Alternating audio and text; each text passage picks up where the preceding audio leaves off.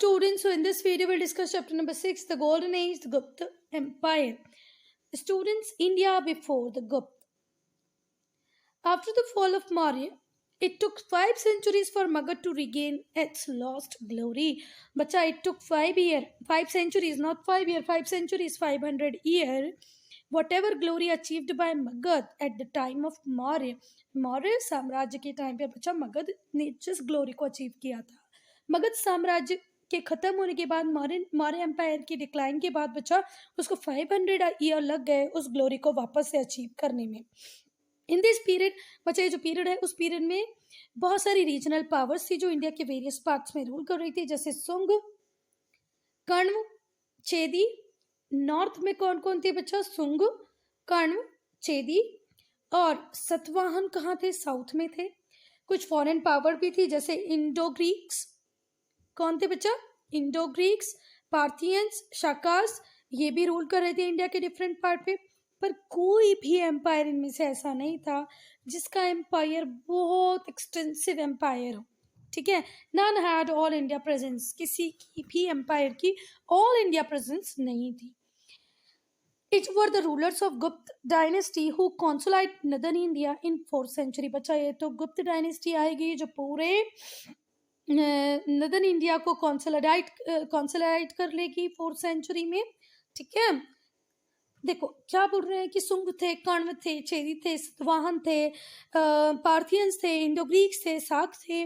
पर प्रॉब्लम ये थी कि इन्होंने ये छोटे पार्ट पे रूल कर रहे थे. खासा इंडिया, पूरे इंडिया के ऊपर ऑल इंडिया प्रेजेंस किसी की भी नहीं थी.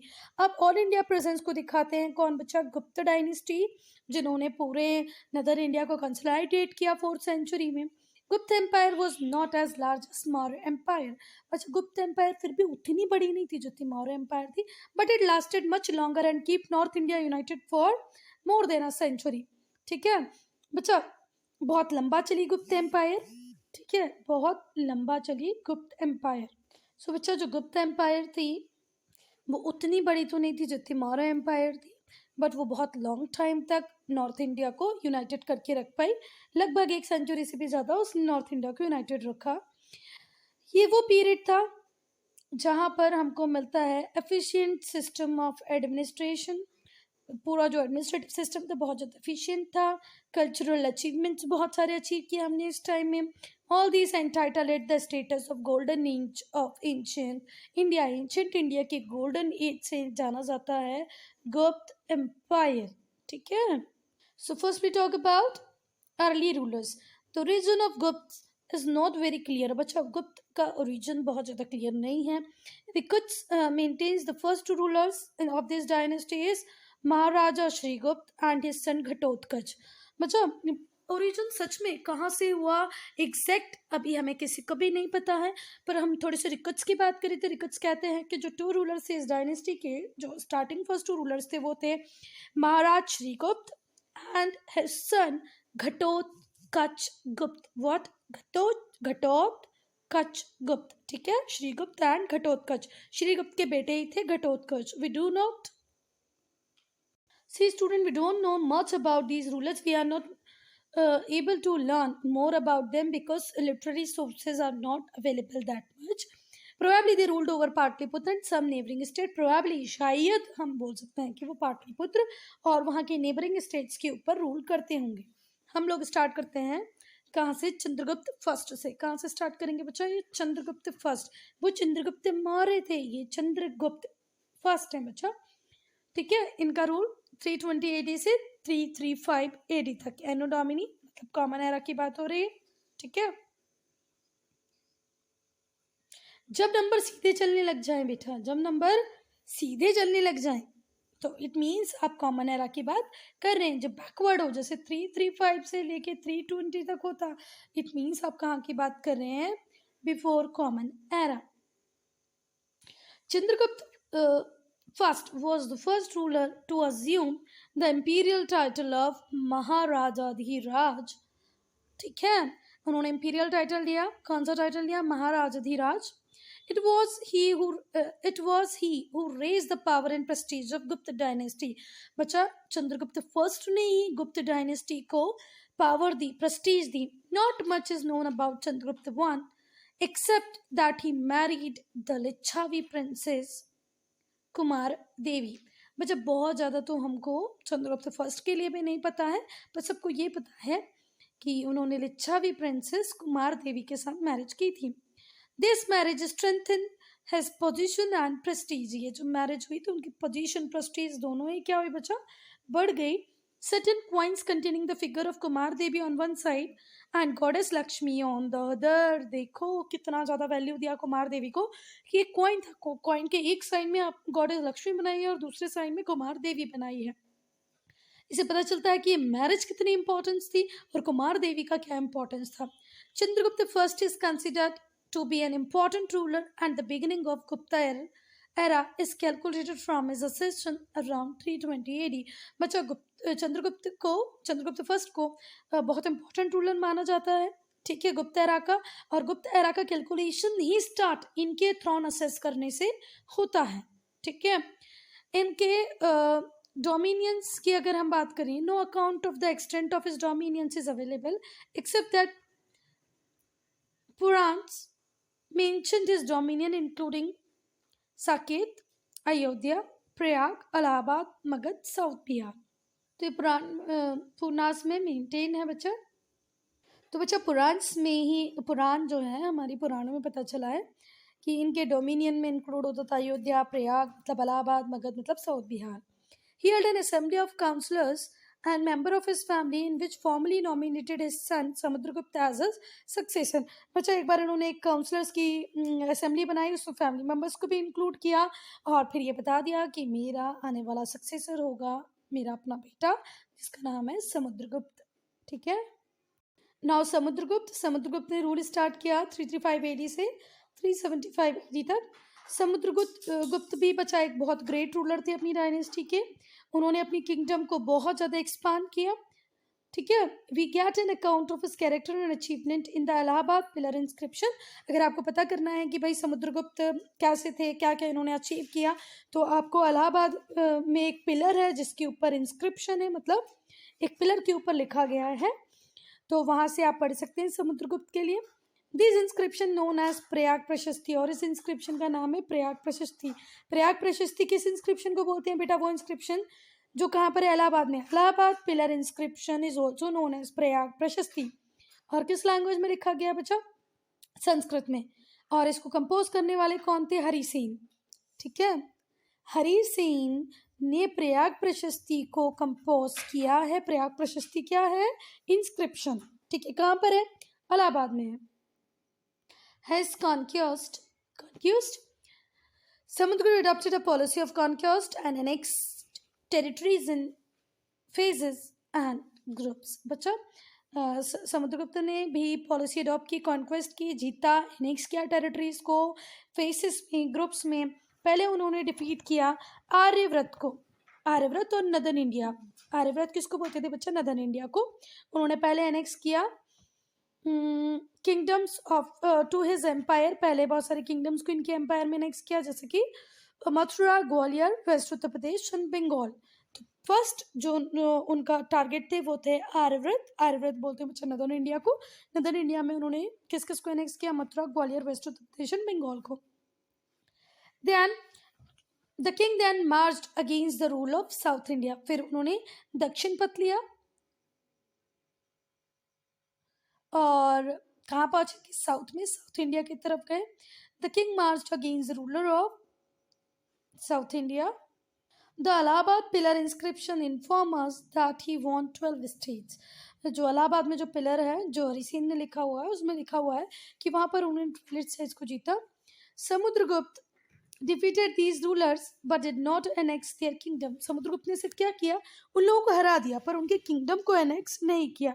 It because he realized that in the absence of power, transport and communication facility, it would not easy to control these remote areas।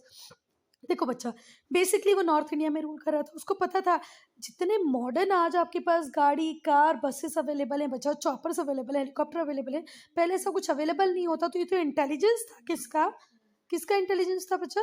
Samudragupta का, कि उन्होंने जीता, डिफीट कर दिया किंग्स को, पर टेरिटरी को एनेक्स नहीं किया, क्योंकि उसको पता था कि आज मैं इनके टेरिटरीज को एनेक्स कर भी लूंगा तो फार एरियाज को कंट्रोल करना बहुत मुश्किल है। ये रिमोट एरियाज को वो बिना proper means of transport and communication control नहीं कर पाएगा। Therefore he allowed them to rule and pay tribute to Gupta empire. उन्होंने क्या बोला रूलर्स को कि देखो जीत तो मैंने तुम्हें लिया है, मैं आपकी टेरिटरी एनेक्स नहीं कर रहा हूँ, ये आपके ऊपर क्या कर रहा हूँ, एक उपकार कर रहा हूँ, और इस उपकार के बदले आप मुझे क्या देंगे, ट्रिब्यूट देंगे। ठीक है, आप अपनी टेरिटरी को रूल करो और मुझे क्या दो, ट्रिब्यूट पे करो। इससे उनका जो नाम था वो और ज्यादा बढ़ गया। Kingdom of Assam and Nepal and some republics Gana Sangha of Rajasthan, Madhya Pradesh also surrendered to him and paid tribute, good and money. बच्चा असम ने, नेपाल ने, मध्य प्रदेश ने भी उनके, राजस्थान ने भी उनके सामने सरेंडर किया और ट्रिब्यूट देने को अग्री हो गए। बच्चा फ्रंटियर किंगडम्स में कौन थे, कुषाण और शाक चीफ, तो इन्होंने भी ही सरेंडर कर दिया समुद्रगुप्त के सामने। Why so, because they were not having powerful armies to fight with Samudragupta. तो अब यहाँ समुद्रगुप्त ऑल ओवर सब जीत चुके हैं। ठीक है, उन्होंने एनेक्स नहीं किया पर जीत तो चुके ही हैं। ठीक है, तो Samudragupta carved an extensive empire comprising nearly the whole northern India except Kashmir and Sindh। अच्छा, अब समुद्रगुप्त ने अपने एम्पायर को बहुत एक्सटेंसिवली क्या कर लिया, एक्सपांड कर लिया है। बस दो टेरिटरीज छूटी हुई हैं, एक है कश्मीर, दूसरा है Sindh. After his military triumphs, he performed the famous horse sacrifice अश्वमेध यज्ञ। मतलब अश्वमेध यज्ञ लिखा है पर वो है क्या, अश्वमेध यज्ञ। उसने इतने सारे मिलिट्री ट्रम्प के बाद, मिलिट्री ले जाके जीतने के बाद क्या परफॉर्म किया, Ashvamedha yajna, horse sacrifice to proclaim his imperial supremacy. Famous historians V.S. Smith describe him as Napoleon of India. तो बच्चा 1 मार्क क्वेश्चन में ये बनता है, which king is known as Napoleon of India, तो what will you write, Samudragupta. ठीक है, at the end, after the end of military trumps, he performed horse sacrifice अश्वमेध यज्ञ। ठीक है, एंड V.S. स्मिथ जो कि एक फेमस हिस्टोरियन है, उन्होंने उसे क्या कहा है, समुद्रगुप्त को नेपोलियन ऑफ इंडिया। अश्वमेध यज्ञ क्यों परफॉर्म किया था, to proclaim has imperial supremacy, to proclaim has imperial supremacy. Samudragupta maintain friendly relation with the ruler of Ceylon. Ceylon बच्चा श्रीलंका का पुराना नाम सेलोन। शाशीष देवपुत्र, शाका से, शाक से, शाहीश से, देवपुत्र से, किदार कुषाण से, इन सबसे अच्छे रिलेशनशिप बनाए रखे। बच्चों मुझे इसके प्रोनाउंसिएशन में थोड़ा सा दिक्कत है, ये देख लेना आप लोग नेट पे। The Chinese sources mention that the ruler of Ceylon Meghavarman sent a missionary to Samudragupta for permission to build up Buddhist monasteries at गया। बच्चा सेलोन के जो रूलर थे मेघवर्मन, उन्होंने तो एक मिशनरी सेंड की समुद्रगुप्त के पास कि हम एक बुद्ध मोनेस्ट्री बनाना चाहते हैं, कहाँ पर, गया में। ये परमिशन ग्रांट कर दी गई और मोनेस्ट्री बना दी गई। Now accomplishment of Samudragupta. Samudragupta was a versatile personality who was not only a conqueror but a scholar, a poet, a lover of music also. बच्चा समुद्रगुप्त एक बहुत versatile personality, अलग अलग कैरेक्टरिस्टिक्स थे उसकी पर्सनालिटी में, अलग अलग विशेषताएं थी उसकी पर्सनालिटी में। जैसे कि वो ना ही सिर्फ एक विजेता था, कंकरर नहीं था, वो एक बड़ा स्कॉलर भी था, पोएट भी था, म्यूजिक को लव करता था। He had a galaxy of poet and scholars in his court। Galaxy का मतलब पता है ना, पूरा ब्रह्मांड तैयार कर रखा था उसने, पोएट्स का, किसका, स्कॉलर्स का, अपने कोर्ट में। Hari Sen was the most eminent among them, और इन सब में सबसे इंपॉर्टेंट, सबसे एमिनेंट पोजीशन थी किसकी, हरि सेन की। His coin show him playing the veena. Veena वो होती है ना जो क्या होता है, वीणा एक वो वाद्य यंत्र होता है, म्यूजिक इंस्ट्रूमेंट होता है।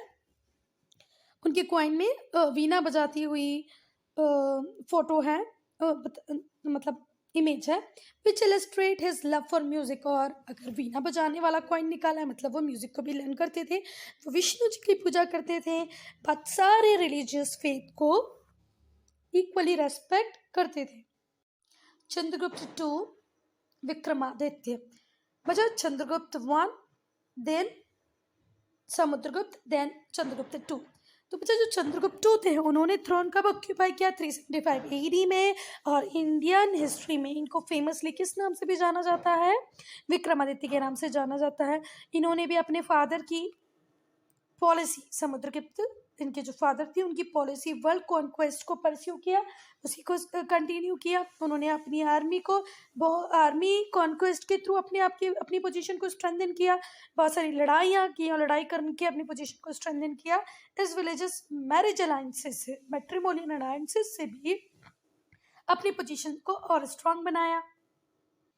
He himself married to Nag princess Kuber Naga. उन्होंने खुद शादी की किससे, नाग प्रिंसेस से, जिनका नाम था कुबेर नागा। और कुबेर नागा और विक्रमादित्य से एक बेटी हुई जिसका नाम था प्रभावती। उन्होंने प्रभावती की जो मैरिज थी उसकी मैरिज किससे की, वकाटक रूलर रुद्र सिंह टू से।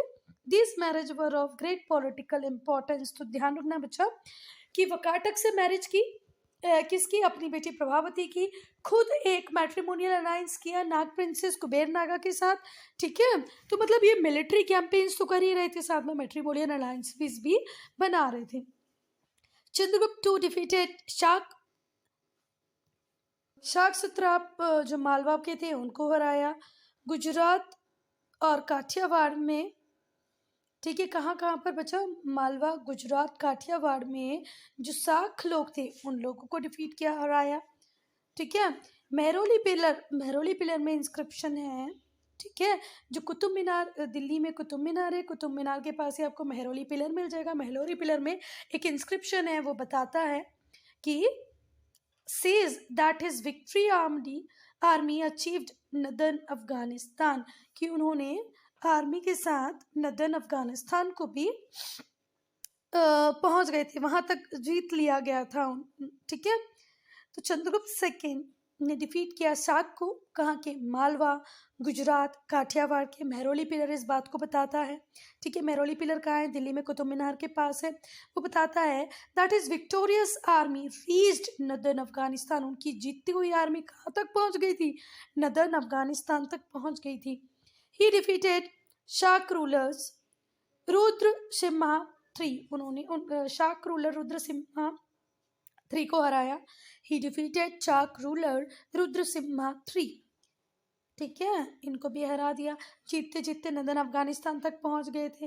इट एंडेड द शाक रूलर फ्रॉम इंडिया, शाक रूल को इंडिया में खत्म करने का श्रेय भी चंद्रगुप्त टू को ही जाता है, विक्रमादित्य को ही जाता है। After this victory he took the title of